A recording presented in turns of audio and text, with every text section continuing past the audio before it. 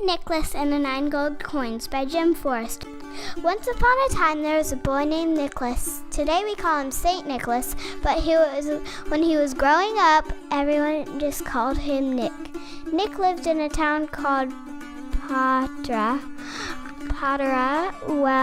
where ships came and went every day. You should have seen them. They were made of brightly painted wood that with tall masts that seemed to touch the sky. It had sails of every color. Okay, so the men who made up the crews had an endless supply of tales to tell of their close encounters with fabulous creatures, from sea monsters as big as islands to mermaids whose voices could pull a sailor beneath the waves. The sailors also filled Nick's imagination with visions of distant ports and great cities. Alexandria, Antioch, Sidon, Tripoli, Carthage, Rome, Syracuse, Ravenna. Such beautiful names, so many places all so far away, but at the same time as close as any ship floating in Patara's harbor. It was Nick's dream to become a sailor and to travel all the far away ports that were beyond the horizon, yet shared the same sea in which he and his friends so often swam. In the meantime, he asked every sailor he met, "Where have you been? What was it like?" Nick's uncle was an important man in Patara.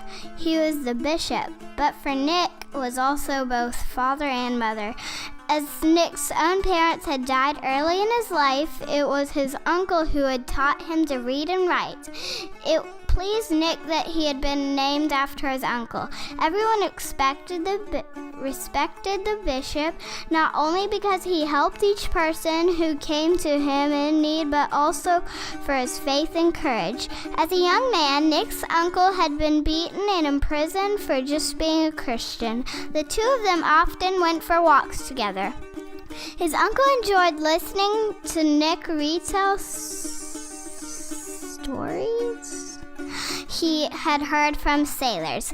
He had stories to tell as well, some from the gospel, some from his own experiences as bishop. "You don't have to go to sea to have adventures," he told Nick. "I promise you, whoever lives according to the gospel will have greater adventures than meeting sea monsters or hearing mermaids sing." For Nick, just being with his uncle was an adventure and an education. Nearly every day, his uncle found time to visit the sick. Nick was often at his side during these visits. It's a never-ending journey getting to know people," said Nick's uncle. "Everyone has a story, and no two stories are alike." Nick thought of Mark, a neighbor who had lost a leg in an accident on board ship. His uncle not only changed Mark's bandages day after day, but he also changed Mark's mind. After his accident, Mark wanted to die. "My life is over," he said. "There is nothing for me to do." But Nick's uncle found a job for Mark mending nets, which helped Mark want to stay alive. Restoring hope can be a reassuration, his uncle told him. Nick also noticed how his uncle would sometimes quietly leave a coin as he was saying goodbye to those he visited. "You know what Jesus said," his uncle explained. "Sell what you have and give it to the poor." Nick knew that in his uncle's house there was a special chest where Uncle kept his sack of gold coins that had been left for him by his parents. Nick's inheritance. Should I give the coins to the poor?" he asked his uncle. "It's good that you think about these things," his uncle replied, "but you're too young to make such decisions." By the time Nick was 14, he still had his dream of being a sailor. But he also pondered the example of his uncle's life. Perhaps the voyages God wanted him to take in life weren't by ship to distant ports, but to people nearby. One evening when Nick was walking past a neighbor's front door, he heard a woman weeping.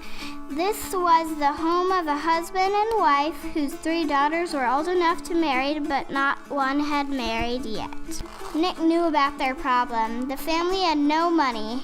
In those days, it was the custom that a father whose daughter was getting married had to provide money or property to help the couple set up the new household. This was called a dowry. But because his neighbor's family was so poor, it seemed none of the daughters would ever be able to marry and start a family of their own. Nick wondered if he shouldn't tell his uncle. Perhaps he would find a way to help. But it seemed to Nick that God had put this problem in his hands and no one else's. His uncle had given him an example of what to do. Nick made a secret decision. He knew where the key was to the chest where his uncle kept the gold coins left for him by his parents, and he had discovered that the 3 gold coins would be enough for a dowry. Just 3 gold coins would make it possible for the oldest daughter, Sophia, to marry. How happy she would be.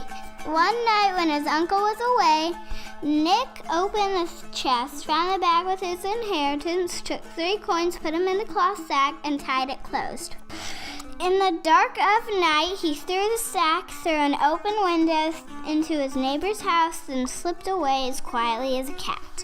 3 days later, the news swept through the town that Sophia was going to marry Anthony, a friend of Nick's. It was a good match, everyone said, 2 fine young people for each other. Sophia's parents said it was a miracle. The sack with 3 gold coins had been thrown into their house while they were sleeping.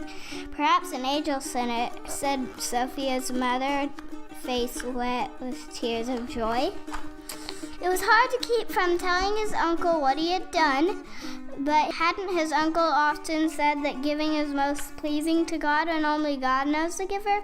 Don't let your right hand know what your left hand is doing. His uncle said, quoting the gospel, "Let God be the only witness." The problem was that there were still 2 unmarried sisters, Macrina and Zoe. It had been easy giving 3 coins, but 6 more gold coins would mean that very little of his inheritance would remain safely locked up in the chest. It took 3 months, but at last Nick found the courage to throw a second sack into a neighbor's house. Not long afterward, Macrina married Paul, and still no one knew where the money had come from. There was still Zoe, the youngest daughter. Must Nick help her as well? Hadn't he done enough? Shouldn't he keep the money left in the chest for his own future needs? One day he happened to see Zoe walk home from the market and noticed the sadness in her eyes. What had he to worry about his own future when Zoe's needs were here and now? Hadn't Jesus said, "Don't worry about tomorrow"? That night, Nick took 3 more coins from the chest, with only the light of moon to guide him. Nick tossed the last sack into the window, but this time someone spotted him. Zoe's father had been waiting in the shadows. "Ah, so it's you, Nick," he said. "But how is this possible? You're so young." "That a boy should care so much about our troubles. It's a miracle." "I'm only following my uncle's example," whispered Nick. "Please don't tell anyone." Zoe's father promised not to tell, but of course he told his wife, who it felt necessary to tell her brother, who told his best friend, who whispered it to his next door neighbor, who mentioned it to her husband. Each person who knew the secret thought of one other person who could be trusted not to tell. Before many days had passed, everyone in Patara knew what Nick had done. At last the story reached his uncle's ears. "I'm so proud of you, Nick," the bishop told his nephew, "and I know your parents would be too." You cared more about your neighbor than yourself. Many years passed, then centuries, but the tale has never been forgotten. The story of Nicholas, who wanted to be a sailor, but who became St. Nicholas, Bishop of Myra, a great wonder worker who, when he was only a boy, gave away 9 gold coins. The end. Yeri kalmadı dağların karı.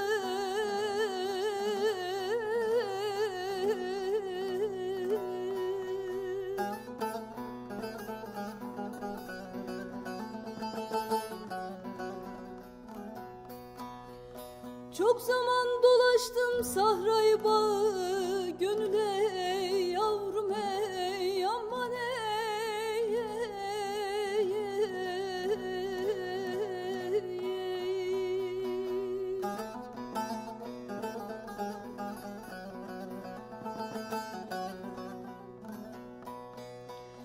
Deruni gönülden severdim yarı, bilmem yar da beni sever mi?